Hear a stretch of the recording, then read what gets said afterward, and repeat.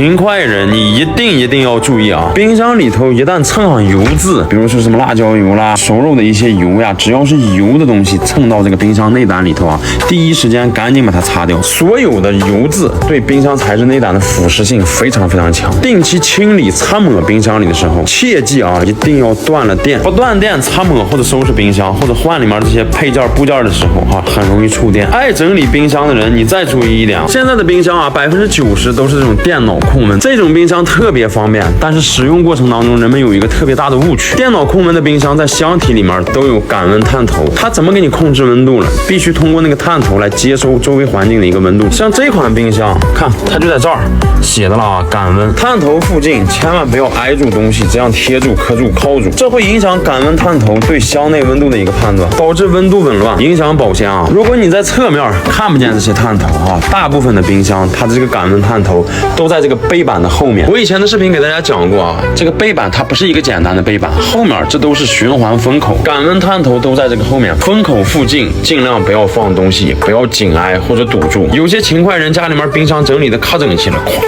夸码的一层又一层，所以很多人家选的是很好的冰箱，但他总觉得保鲜效果不好，其实是受这个影响。冰箱玩的就是个控温，温度都控不住了，你说它怎么保鲜？整理冰箱的时候记住啊，前后左右稍微留下点空隙，不敢给咱塞满。到了雨季，你发现你的冰箱侧面冰箱的这些边框啊，如果你发现这上面有水珠，在雨季发生这种问题的时候，那是正常现象，你拿布子擦了就行了，一点毛病没有。冰箱咱们在日常使用的时候，你摸见这些地方是热的，有时候摸起来温度还挺高，你会觉得冰箱坏了。无论是这儿